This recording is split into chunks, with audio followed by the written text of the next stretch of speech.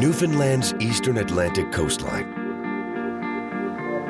Hundreds of kilometers of winding rocky perimeter. The marine gateway to North America. From the steep cliff faces of the Avalon Peninsula to the unique heritage of France's Saint-Pierre and Miquelon. The coastlines here have it all. A seaside lookout point in historic St. John's that would help determine the future of this region.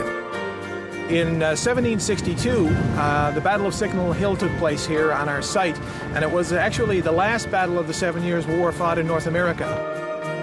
A harsh offshore legacy on the easternmost point of North America.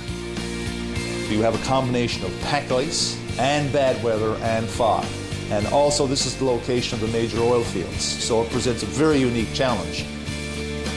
And the last piece of France's New World Empire, thriving centuries later. I think that when you live in Saint-Pierre and Miquelon, you're halfway between Canada and France.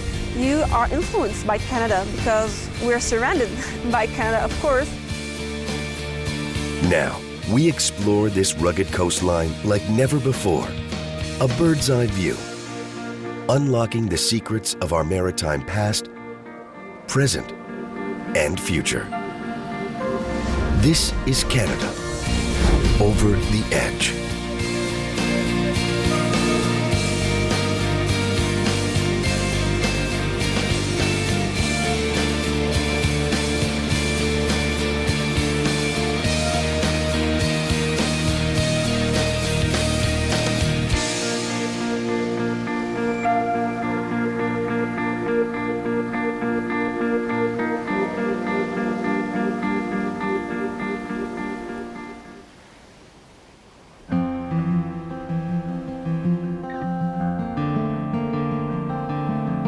Heading south over the waters of Newfoundland's Conception Bay, the shores of the Avalon Peninsula sit on the horizon.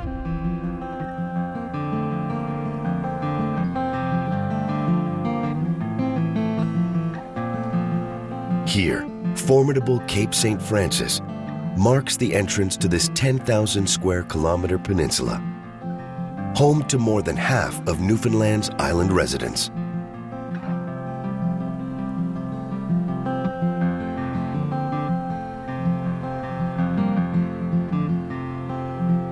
25 kilometers to the southeast, the city of St. John's lies below.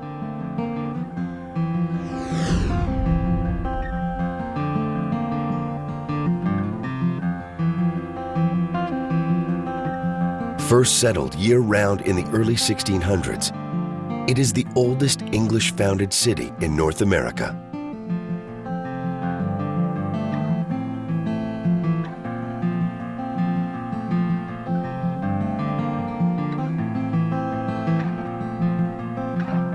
For centuries, St. John's survived on a successful fishery.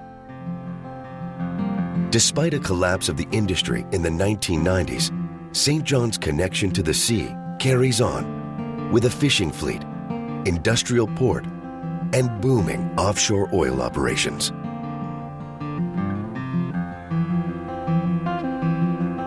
Home to nearly 200,000 people, St. John's is the cultural hub of the island and the East Coast's second largest city.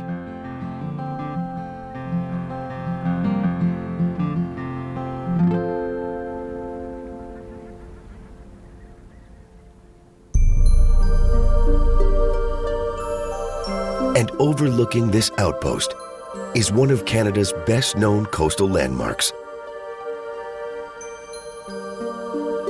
Signal Hill, part of St. John's military legacy, key to the formation and survival of the city. We're at Signal Hill National Historic Site on the edge of the Narrows at St. John's Harbour in St. John's, Newfoundland. So we're standing right on the edge of the cliff, and behind me you'll see the Narrows of St. John's and the Atlantic Ocean. So pretty much next stop is Ireland.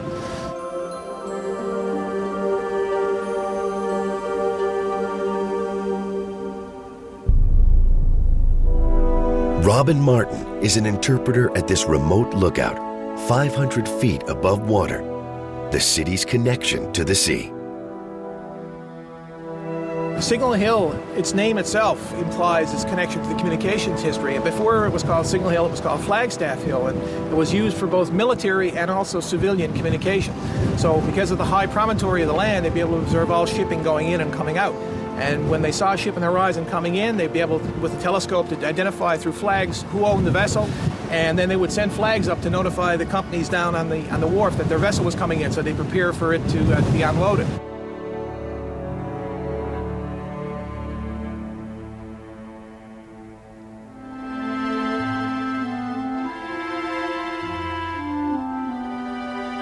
Because we're about 500 feet above sea level, right above the Narrows here, you get about 250-degree angle of the panoramic view of the ocean, so you'd be able to see an enemy force long before they actually were a threat to the colony. And it was off this sheltered harbor that one of the 18th century's key naval battles took place.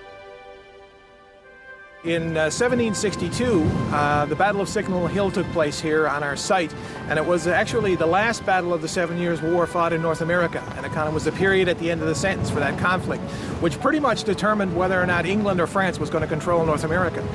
The battle took place in September of that year, right on the ground of our site, and basically the French had captured St. John's throughout the summer months. The British recaptured through an attack, and after that point, the treaty that ended the war was signed soon afterwards, and the British basically controlled North America.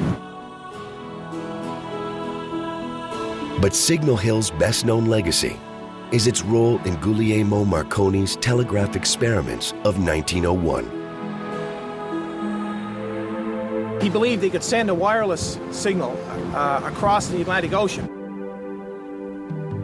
Up to that point, all communications across the Atlantic were done with cables.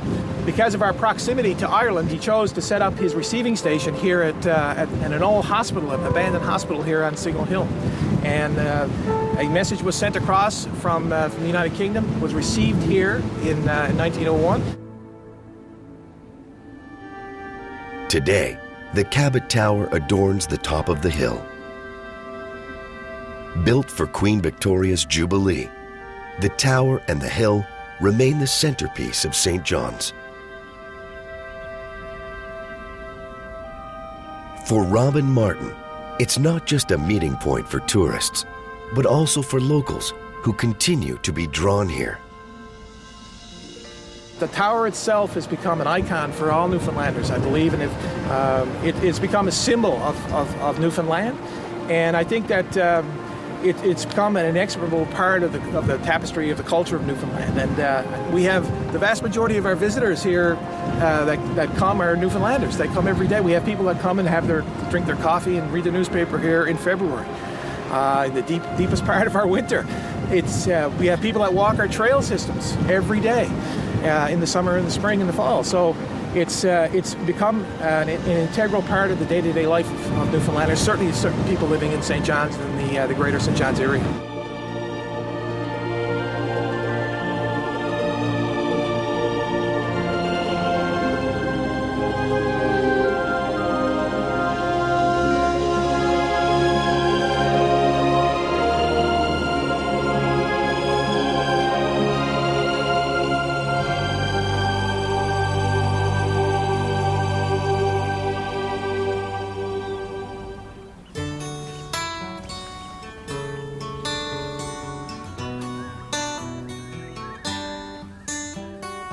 From the city of St. John's, heading south, the Avalon Peninsula returns to a barren, forgotten wonder.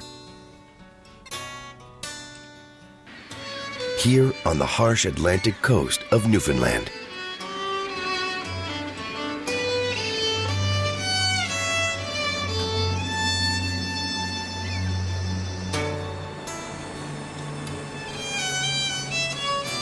And just east of the city of St. John's, a rocky stretch of shoreline marks the eastern extremity of Avalon.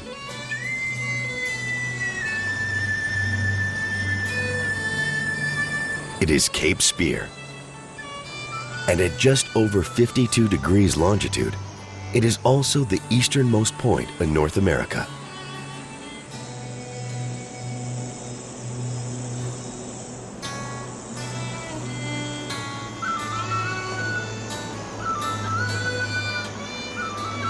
First named Cabo de Esperanza, or Cape of Hope, by the Portuguese, then Cap de Soir by the French, Cape Spear boasts the oldest surviving lighthouse in Newfoundland and Labrador. It is a unique square-shaped structure built in 1836, staffed and operated for more than a century.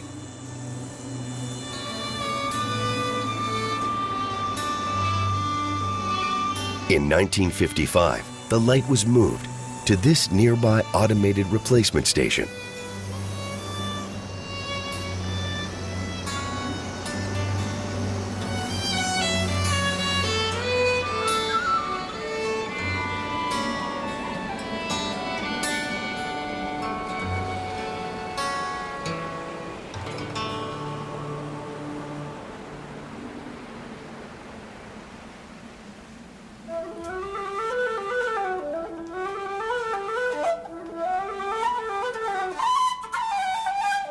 South of Cape Spear, the town of Petty Harbor, Maddox Cove, is one of the oldest European settlements in North America.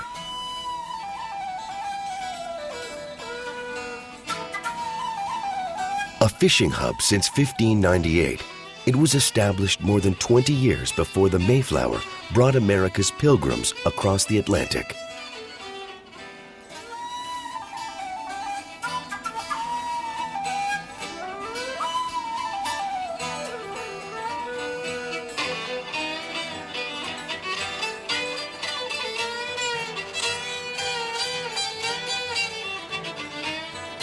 And the town marks the beginning of a unique 250-kilometer stretch of coastline known as the Irish Loop, named in honor of centuries of Irish immigration here.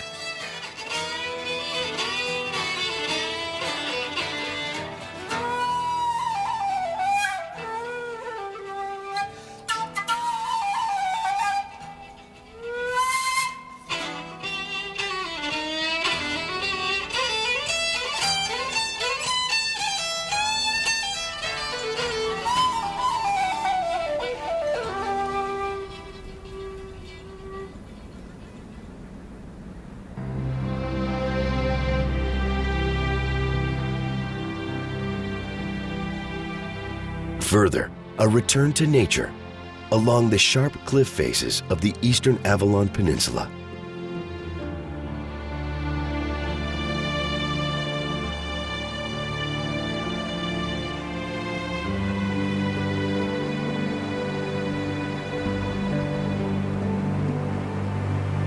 Here, uniquely named towns and inlets line the coast. From Bread and Cheese and Witless Bay to Devil's Kitchen.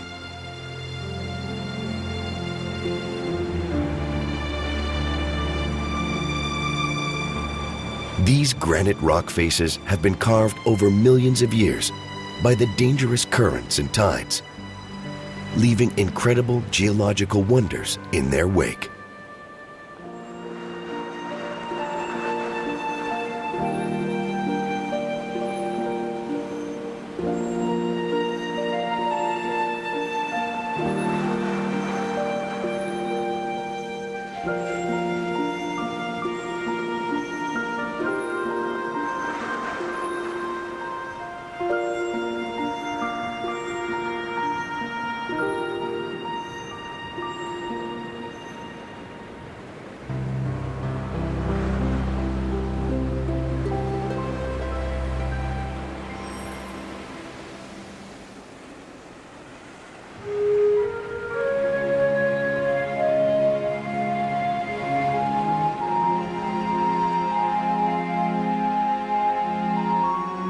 Next, this secluded lighthouse marks a return to civilization at the historic town of Ferryland.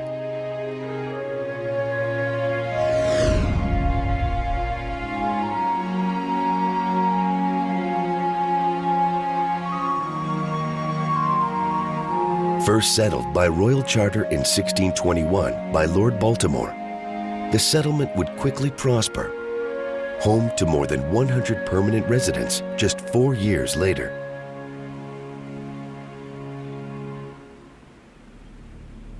With that success, England's King James I would grant Lord Baltimore the Charter of Avalon, giving him authority in the region.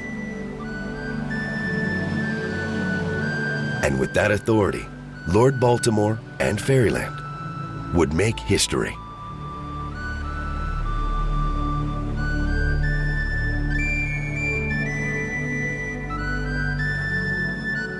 On a 1627 voyage, Baltimore would establish freedom of religion in British North America,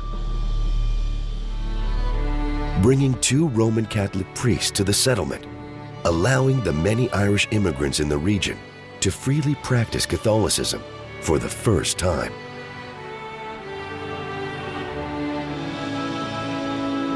It is a policy Baltimore would later include in the Charter of Maryland, bringing his vision of freedom of religion to what would become America.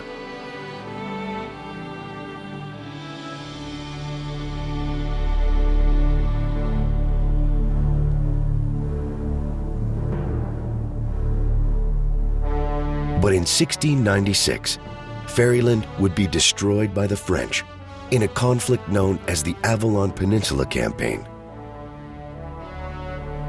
Centuries later, archaeological teams search for clues to the secrets of this historic settlement.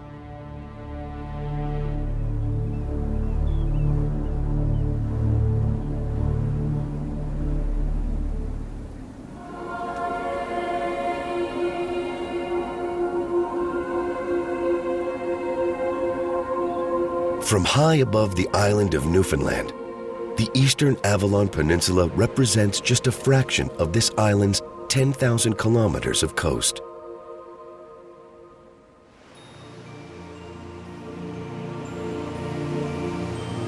Now, we begin a journey west along the incredible contours of this peninsula and beyond.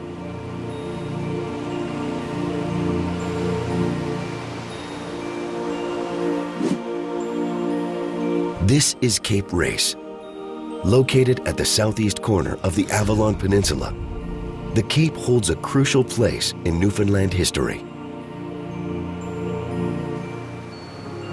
In 1904, just a few years after Marconi received the first transatlantic wireless signal at Signal Hill, Newfoundland's first Marconi wireless station was built here.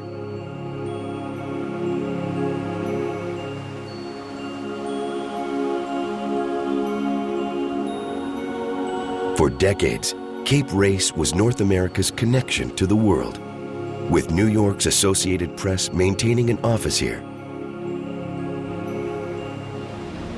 Paying steamship companies to bring the latest news in watertight containers, dropping them overboard for immediate transmission to all points west.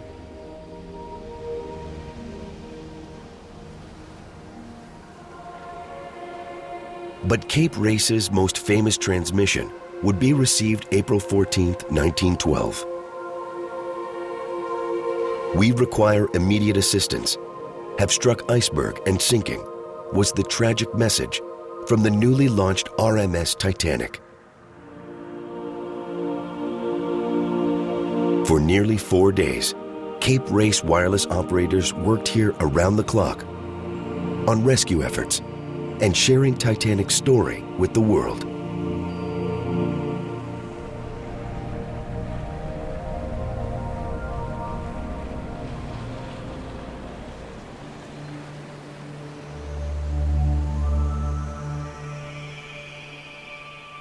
And the Cape Race coastline is no stranger to tragedy at sea.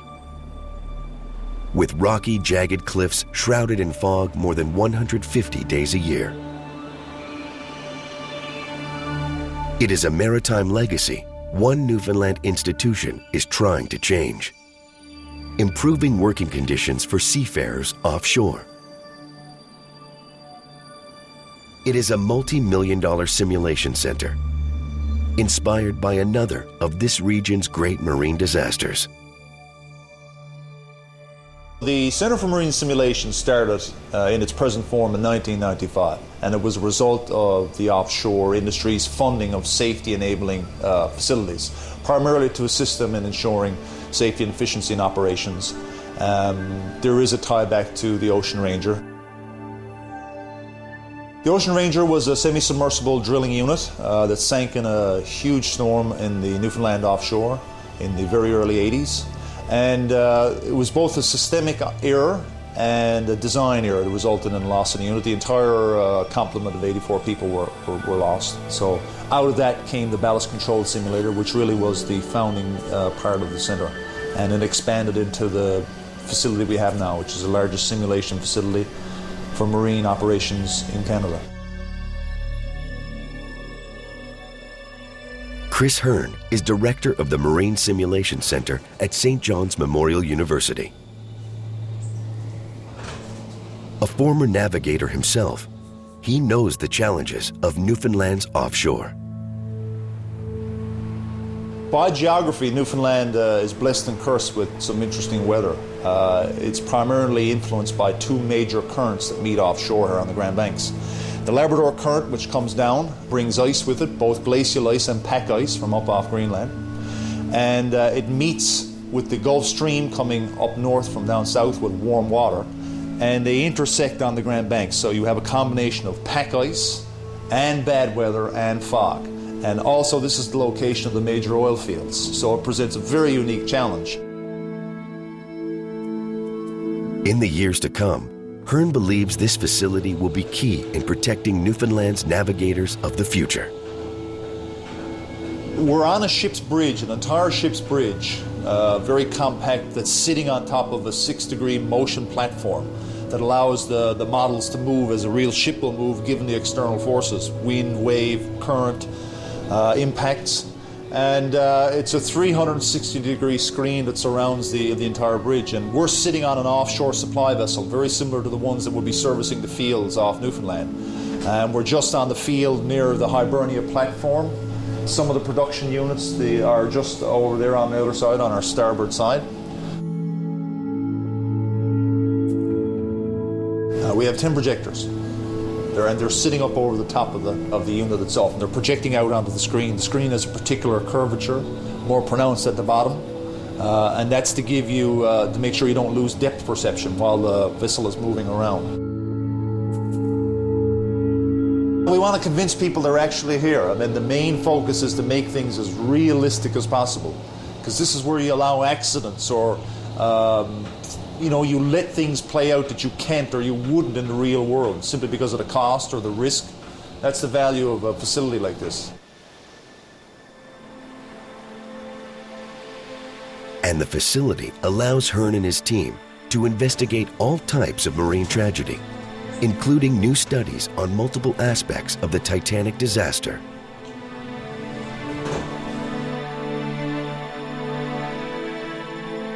One of them is the time delay. When they identified the iceberg, saw it, when they started to make their turn, what would have happened had they been going slower?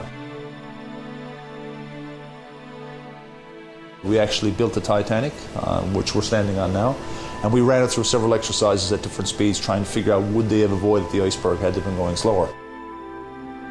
Out of the runs we did miss the iceberg a couple of times. However, you have to bear in mind that we couldn't model exactly what the piece of ice looked like, how large it was. And there seems to be a lot of conjecture around exactly what that was. But in our estimation, had the vessel probably been going slower, things would have gone a little bit different, I think.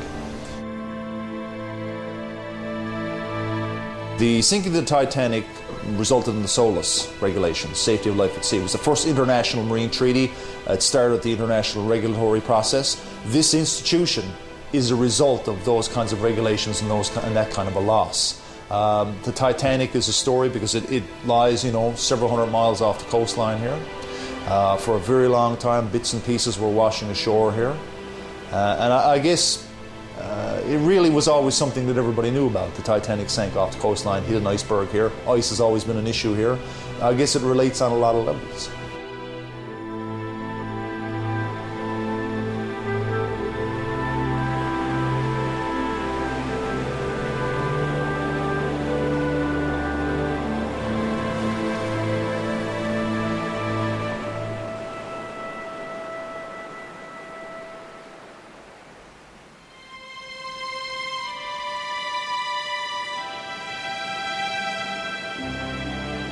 Further west, this is the Mistaken Point Ecological Reserve. Named for vessels at sea, mistaking this for nearby Cape Race.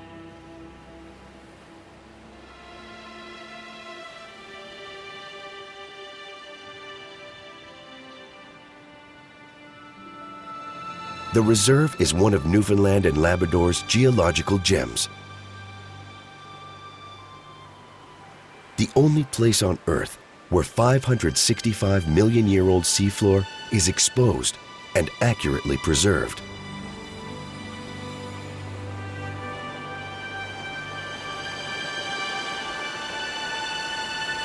Protected by layers of volcanic ash, this coastline reveals organisms that once lived at the bottom of a deep ocean, locked in complete darkness. They are the oldest complex life forms on Earth, with more than 30 ancient species, most now extinct, unknown to our modern world.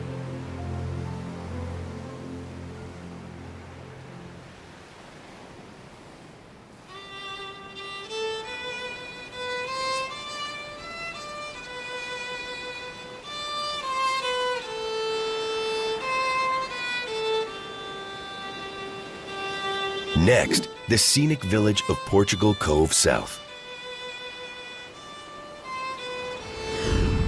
Home to just over 200 people, the village was settled by the Portuguese in the 1600s, part of Newfoundland's long-standing connection with Portugal and Europe.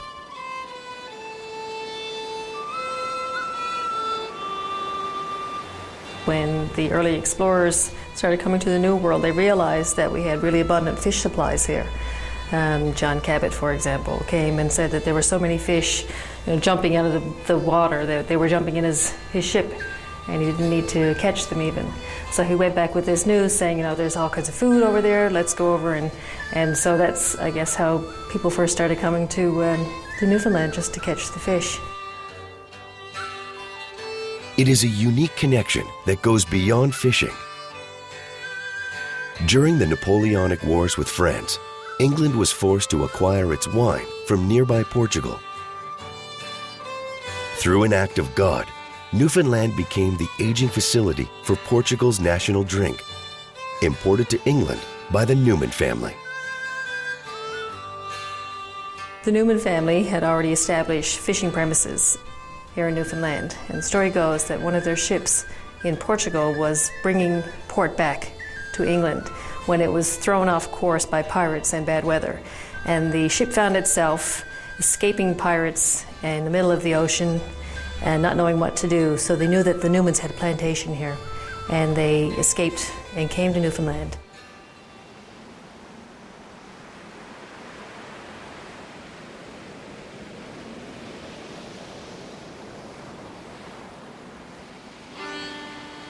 On returning to the Old World, European drinkers were surprised by Newfoundland's contribution to the drink. When winter was over, they went back to England with their shipment, and they realized that the port had acquired a finer, smoother taste, and they thought this was very interesting. Of course, Portuguese wine was more of a patriotic wine because it wasn't French. And so the English thought it would be a great idea to come back and establish a trade of wine in exchange for fish. Port continued to be aged in Newfoundland for centuries, stored in the hills of St. John's. In 1996, rising costs forced the operation to return home to Portugal. Now, these vaults stand as a memory to that legacy, a unique connection between England, Portugal, and the New World. Inside here is the Newman wine vaults. We think that they were built in the very early 1800s, possibly as a British magazine.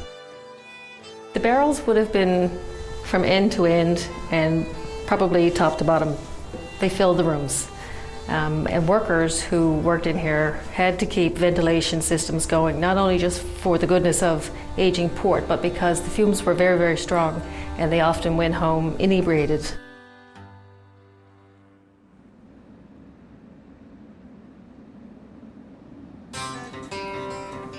From the easternmost point of North America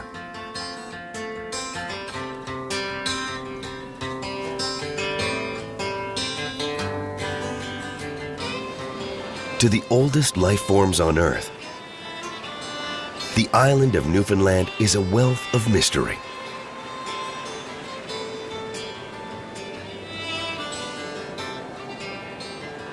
Now, we continue west along this final stretch of the scenic Avalon Peninsula.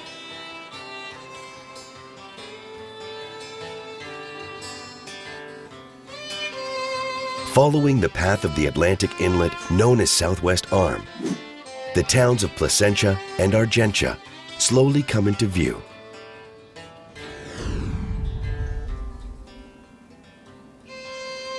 Home to just under 4,000 people, this region holds one of the richest military legacies on the island.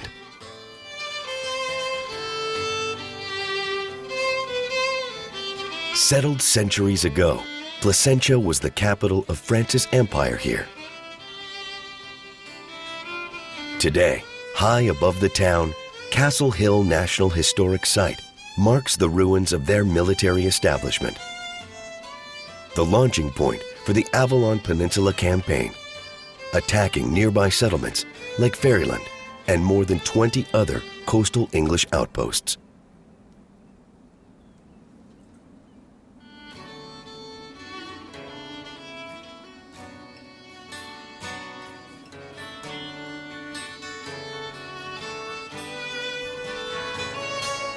And just miles away, this barren headland is the site of the former U.S. naval station, Argentia.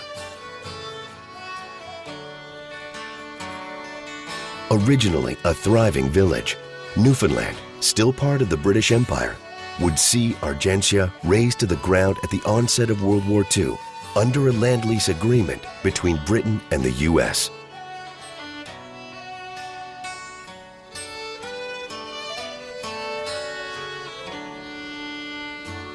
Houses and buildings were demolished. Even bodies from local cemeteries were exhumed and relocated to grave sites in nearby Placentia.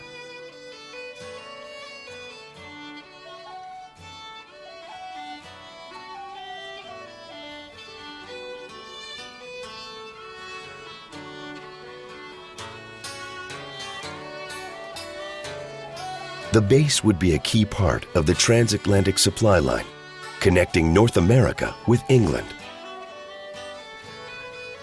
After World War II, Argentia would be key in detecting foreign spy ships along the coast. But with the decline of offshore activity at the end of the Cold War, the base was decommissioned in 1994.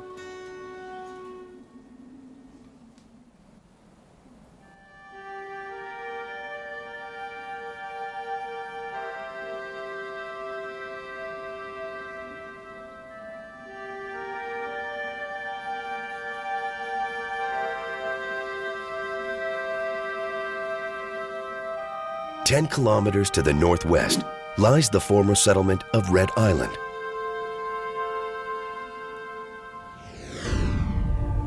A fishing hub, Red Island was one of 300 Newfoundland and Labrador communities forced to relocate between 1954 and 1975. Communities deemed to have no great future. The goal was to ensure services were being provided to all residents and to modernize the fishing industry with centralized processing plants, trawlers, and new harbor facilities. It was one of the most controversial policies in the history of the province, affecting more than 28,000 people.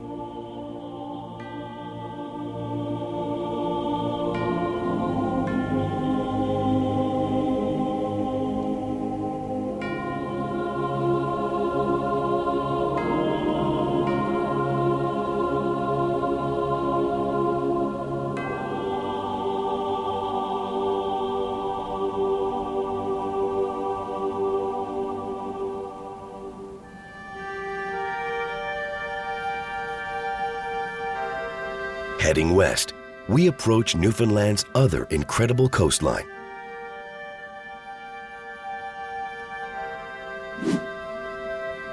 the Burin Peninsula.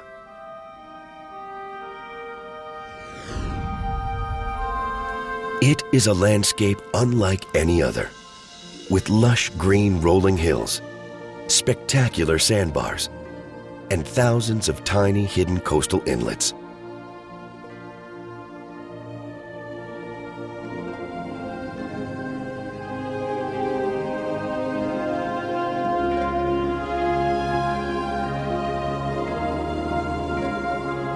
Centuries ago, this shoreline was a haven for the British explorer and navigator Captain James Cook. As he mapped the islands and recorded safe anchorages for future explorers. And from these hilltops, Cook would survey for illegal French fishing ships and privateers.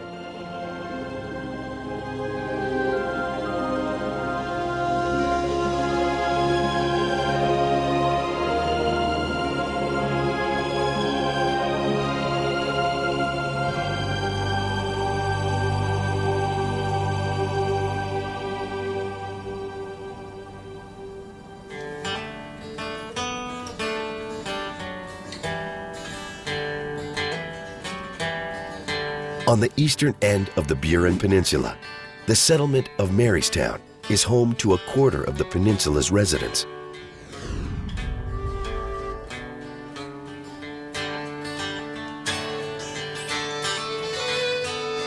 It is a shipbuilding and fishing town, set in a region still recovering from the cod moratorium of the 1990s.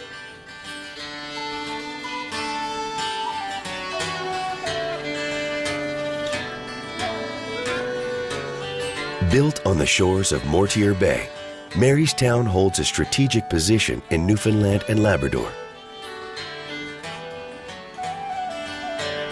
With one of the largest ice-free harbors in North America.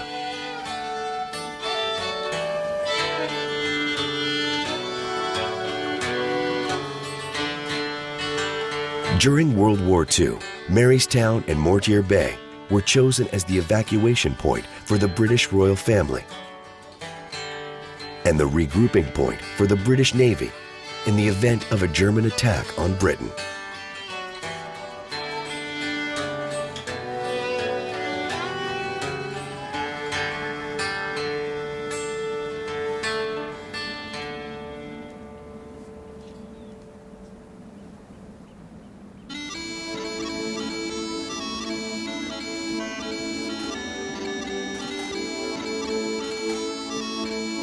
Heading cross-country, the town of Fortune marks the western limits of the Burin Peninsula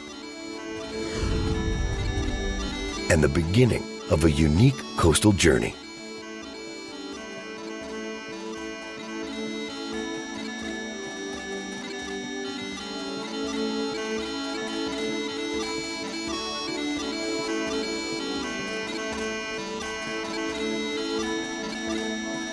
Just miles from shore, remote Green Island marks the limits of Canada's political boundary, and we enter the Sovereign Republic of France.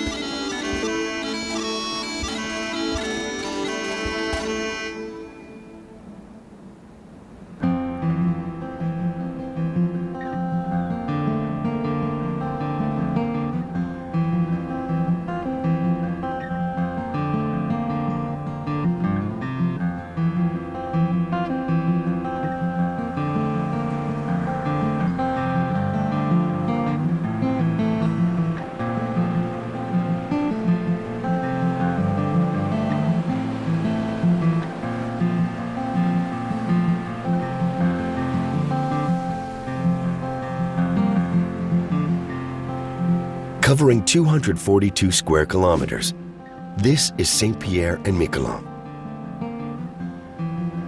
a collection of 8 French islands just off the coast of Fortune, Newfoundland. These islands have been fought over for centuries by the English and French. With the Treaty of Paris in 1814, they have remained in French hands for nearly 2 centuries. The last vestige of France's New World Empire, it is a unique experience off Canada's east coast.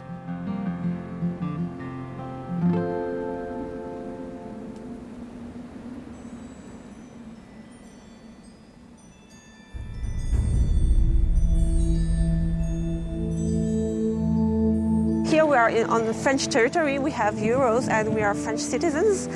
Like the 14th of July, the Bastille Day, our national day.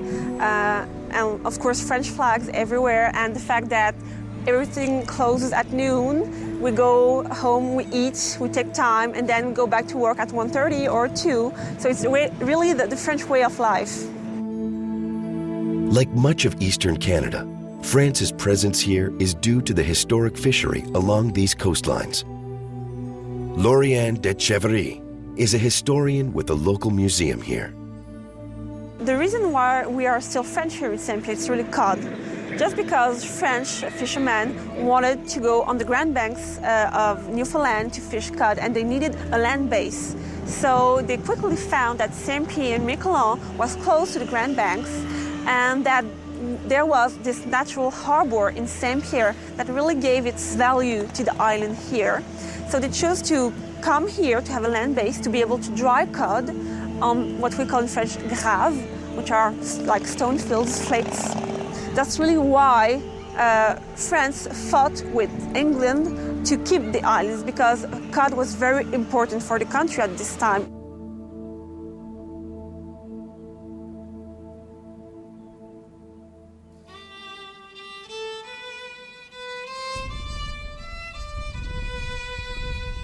Home to just over 5,000 residents, the town of Saint Pierre is the administrative and cultural center here.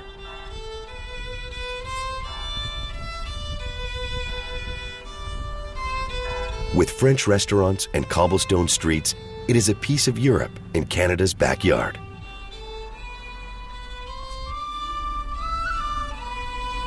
Further north, the less populated island of Miquelon stretches more than 25 kilometers, with the tiny town of Miquelon connected by the island's incredible sandbar.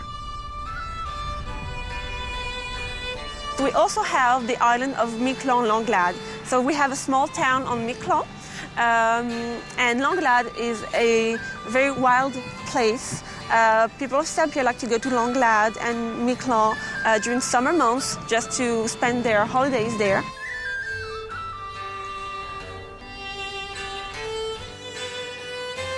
Between Miquelon and Langlade, we have an isthmus of sand that we call La Dune in French. And the story says that the isthmus of sand was created thanks to all the shipwrecks that happened just there.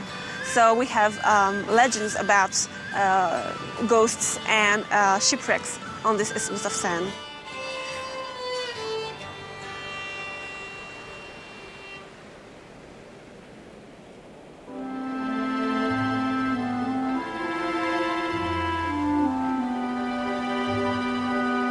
With its unique story, Saint Pierre has enjoyed an incredible history.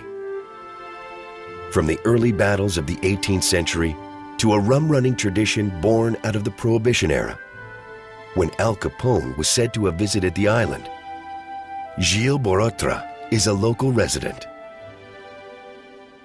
Saint Pierre became the warehouse of the liquor suppliers from all over the world, I guess nearly, and the European and Scottish people as well. So I believe at the most, on the biggest years, 1 million cases of liquor were landing here a week and being sent to the east coast of the United States, you know. Saint Pierre being near the south coast of Newfoundland, so a real tradition of supplying cheap liquor and cheap tobacco to our neighbors has been kept for ever since the Prohibition has disappeared, and it has not. There's nothing comparable to the amount of liquor and tobacco that were sold to the States and Canada. Still, it has been there for ever since the 20s, and I guess a couple of families have been able to keep that kind of business. You know, it's nearly disappeared today, though. Decades later, Saint-Pierre and Miquelon would even play a memorable role in World War II. Saint-Pierre and Miquelon is in fact the first French territory that has been freed by the free-fighting Frenches with the General de Gaulle. In fact, we had the Vichy government here at the beginning of the war, but on the 14th December 1941, the free-fighting Frenches came here, took the power, and Saint-Pierre became a kind of military base for them, and that's how people of Saint-Pierre went to the war. They engaged themselves, they were volunteers in the free-fighting Frenches.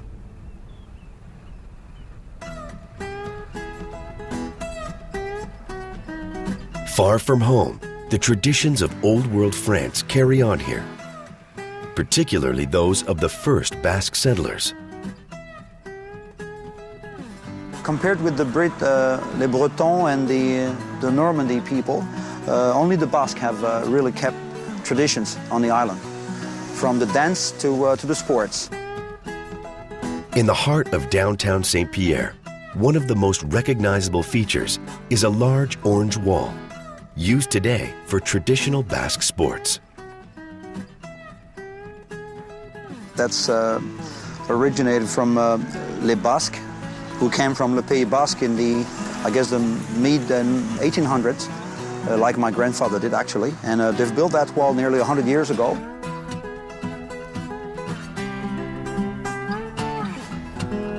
This wall is a representation of what is left from those real traditions. You have, I believe, three major games, the La Paleta, La Palancha, and the bare hands, which has nearly disappeared today. You play a hard ball with your hand, so your hand can become like twice as big after an hour or so playing that game.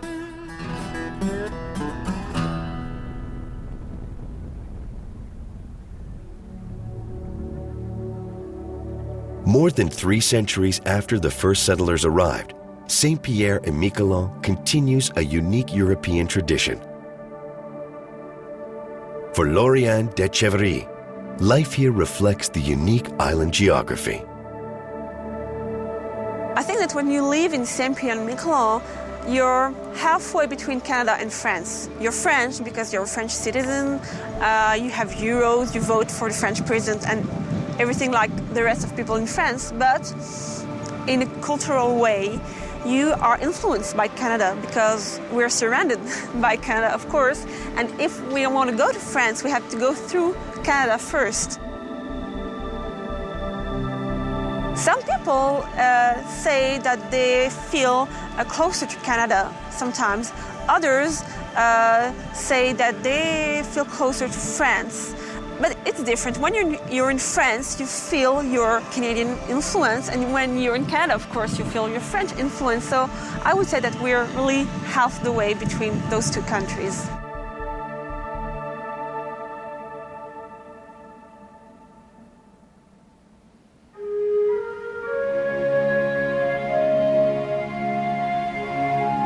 From the Avalon Peninsula to the Burin Peninsula, to Saint-Pierre and Miquelon. This eastern coastline is a mix of modern cities, spectacular landscape, and traditional ways of life. It is Canada, Newfoundland, and France all in one. Here on the edge of Canada.